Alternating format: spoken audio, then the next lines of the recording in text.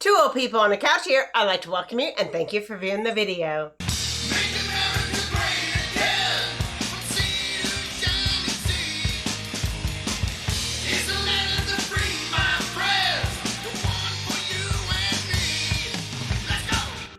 It is Startup Monday, and I am Debbie, and this is Mark, and we are here on the couch.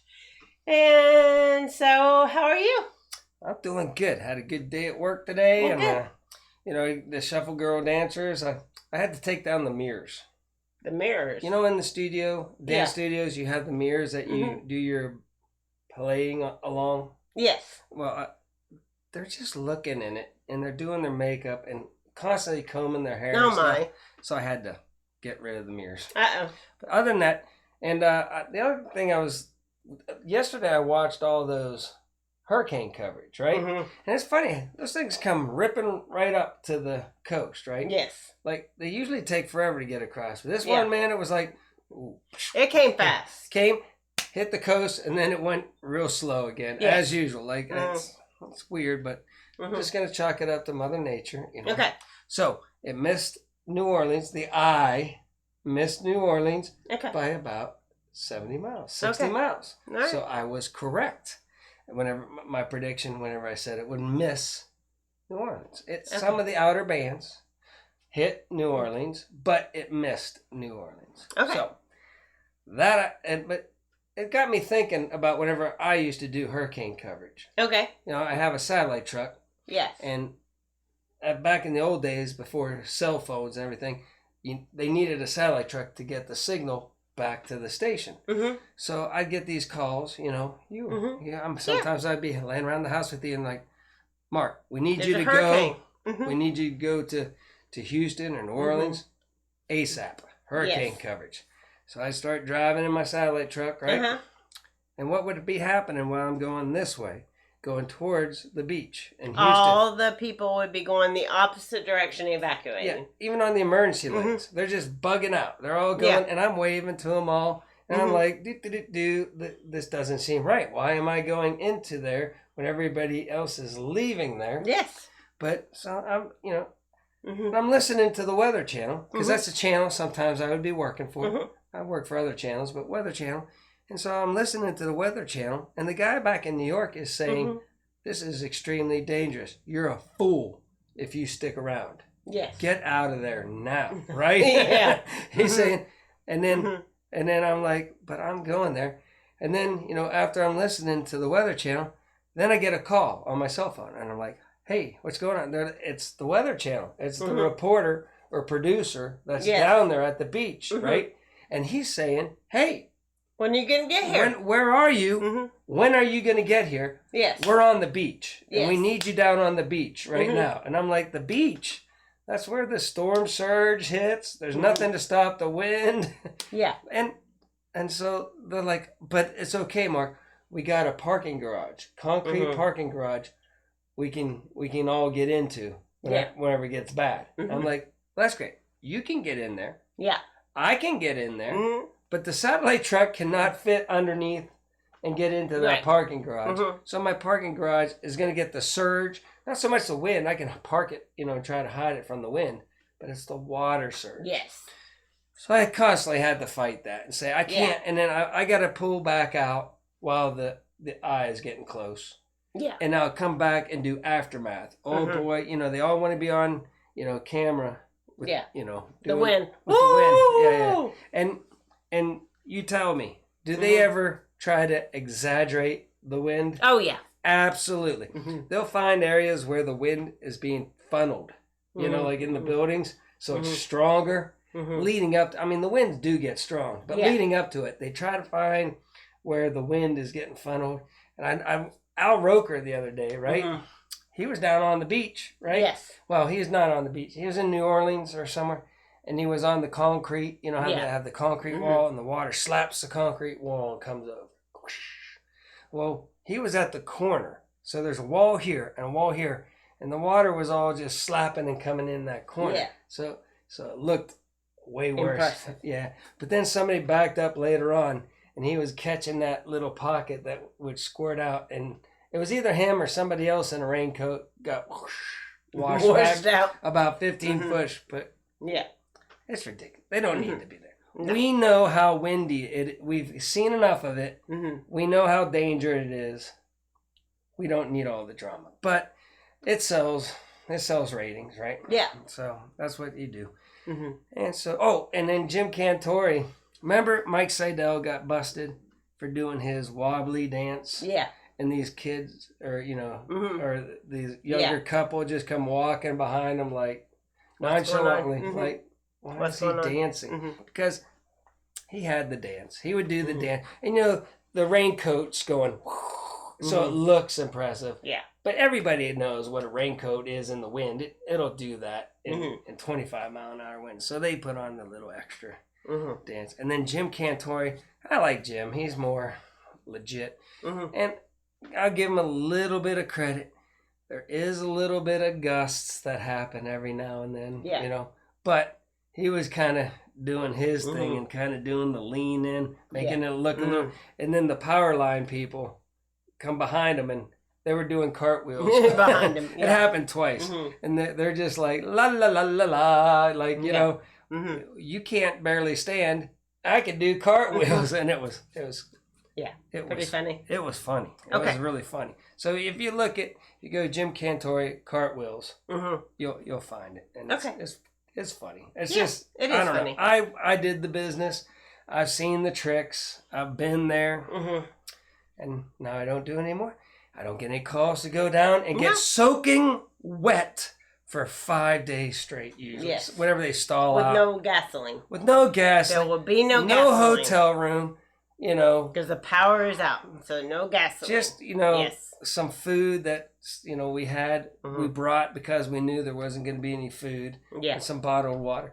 Now, then the Red Cross comes. Yeah, man, they take good care of you. And you're like, no, I'm not, injured. I'm not one of the people that are suffering. Yes. But boy, they go, no, you're part of the people. And man, they would force us to eat their good food. So Red Cross, shout out to you. Yeah, shout out to you.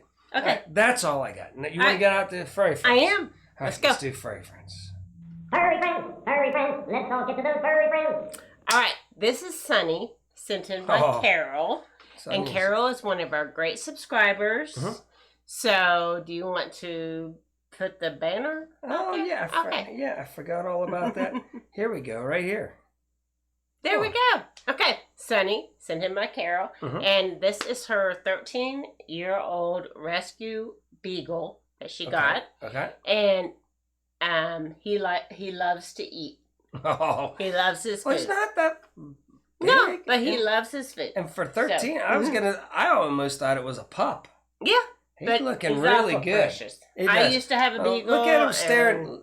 But whenever they give you that eyes, whatever he wants to eat too, you're like, I'll give you whatever you want. Look at that. He's precious. Yeah. And so it's a beautiful looking beagle. It's kind of different because most beagles, I don't know. I'm not a beagle expert, but a lot of them are white, brown, and black, kind of spotted. Yes. And he almost looks like, it almost throws you off, but the ears are down. Yeah. It almost looks like a golden retriever, but it throws you off. But once you said beagle, I was like, oh, now I get it. I see the beagle. Yeah. And beautiful dog. So, and thank you, Carol, for sending that in. And Carol's been around with us for a long time. Long time. So send your furry friends into twooldpeopleonacouch@gmail.com. Oh, it's already up there. We would love it. I could do this, though. Yeah, do that. Let's do it. Why not? There we go. It's official now. It's official now. So. Yeah. All right. Let's get rid of that. Okay. Let's go back out to us. And look at this. See? And we can... Nothing's more official than having these things come swooshing out during the show. It's not. It's like the pros. It is. So, you ready to get out to the news? Let's get out to the news. Okay. Well, it's all going to be about weather. So, anyway, we have a new fire causing mass evacuations as it barrels toward Lake Tahoe region. Goodness. Okay. So, lots of fires, and then hurricanes, and earthquakes earlier. Lots of stuff going on. Floods in Tennessee. Yes. And you remember that one show I said before August? I said, look out. August is going to be crazy. Yeah. We had not only was the weather crazy, but we had governors that had to resign. We had senators getting caught doing crazy, wacky stuff in Arizona. Yes. And they're in big trouble. And, we lost the whole country.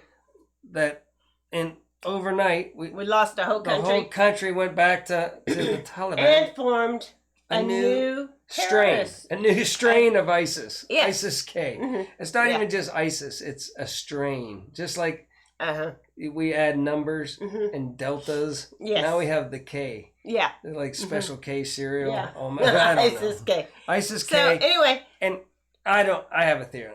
It's just the Taliban. But the Taliban were making this administration look so bad.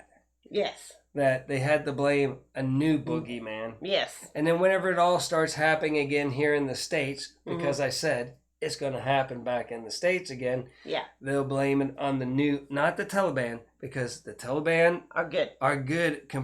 Biden says, even though they want to, even though they don't want women and, I don't know. Yeah. Who knows? Horrid things that they're doing over there. Yeah. It's okay. Okay. But he doesn't, if it's the Taliban do it, he looks bad. So they just said, hey. And then they said, boy, you know what? Let's just make up two guys that plan it all. We'll know exactly where they're at. And we'll take them out with a drone strike. And they're like, well, if you knew where they were. Take them out before. And you knew that ISIS-K existed. Dude, man, why aren't you taking them out before the planning? You know, if you knew they were bad, they said extremely bad dudes. 2 of them they took out. I'm like, well, if they're extremely bad dudes and you know exactly where they are, take them out before before something happens. So we know them. It's all. It's just the Taliban that were doing it. And so we have New Orleans officials telling residents who fled ahead of the hurricane to come not to come back until further notice. What is that? What do we got going on? It was like what, pizzeria?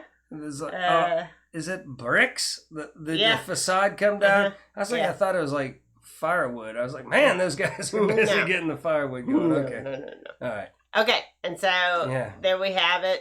Lots of destruction going on on the coast. The guy's getting his picture. He's getting his picture in front of the... that's how... It looks impressive because it's coming in and hitting that seawall and going boosh, going up. So it's a good photo op. Yeah, it is. And that's one of the favorite places weathermen like to go is where it hits the wall. And even on a stormy day, a regular stormy day, the water hits the wall and comes up over there. So they love that. So then Hurricane Ida was so powerful that it made the Mississippi River flow backwards. So we had that going on. And then here we have some pictures from the hurricane. So let's go through them really quick. We have that one. We saw that one. We have a tree down. That's a big tree. Old tree. We have... roofing. All the roof came off of the buildings. Them flat roofs never hold up good. Big tree came down. People are still walking out there, right? An awning came down, another tree over, right? Then we have another partial roof down, right? Ripping everything in the... And then we have this. It's like, oh my gosh. A twig! Well, I think the twig... Is he... But he's like, my gosh, look at that sign. I've been living here for 10 years, and I never saw the Mariango sign. I'll be damned. That's a new sign. And then the tree. Oh my God, Armageddon! Oh my, the tragedy of it. They're gonna have to put that back up. Anyway, I thought some of those were funny. That is pretty good. So anyway, then we have that New Orleans is without power for weeks. They're saying. Right. So all of New Orleans and a million homes along the coast might be damaged or destroyed by Hurricane Ida. So again. Another thing about them hurricane coverage is I was doing Gustav, and I was in Baton Rouge, which got hit worse than New Orleans. I was in the worst place, right? You would think down by the coast would be worse, but Baton Rouge got it worse. And, we had no power, and I had to keep the truck running. And so we were turning it off at night to save fuel. So no air, just soaking wet. Just laying on the foot. My brother's Ned, right? But I'd be laying, me and Nate would just be laying in this satellite truck, just miserable, sweating. Yeah. It was terrible. Because the thing about having no power. For 2 days, we slept in that truck with no air conditioning. It was miserable. The thing about not having any power is that you can't get gasoline. Well, yeah, it was 90 miles away. So there was 2 of us, and so took the rental car. 90 miles away. He drove. Nate went 90 miles away, or maybe we went together. We got done with the day. We both went to go get it, and the gas line was so long, and we needed sleep, and we're just like, so we drove 90 miles back, and went back to sleep in our vat of humidity. Yeah. So that's all the news I have for today. Yeah. So just weather, and more weather. And a lot of times too, the other crews, they have 2 crews. They do have 2 crews. Like Nate made it down for the very last 2 days. Yeah. But for the first couple days, it's just me, and we got to find another employee to come in. So I'm going around the clock. So the new morning crew comes in. They're like, "Hey, Mark, how's it going?" I was like, "Oh, great. I just, I haven't slept for 2 days straight." Yeah. And the new crew is always all chipper, like, Why do you have such an attitude? I'm like, well, you try staying awake for 2 days straight, man. Get a little chippy. Yeah. And I'm soaking wet. But that's okay. Those were, whenever you're younger, it's a little bit more adventurous and fun. Whenever I started getting older, it just was miserable. Yeah. All right. You ready to wrap this up? Well, let's wrap this up. Okay. Until next time, remember, do your own research and be prepared.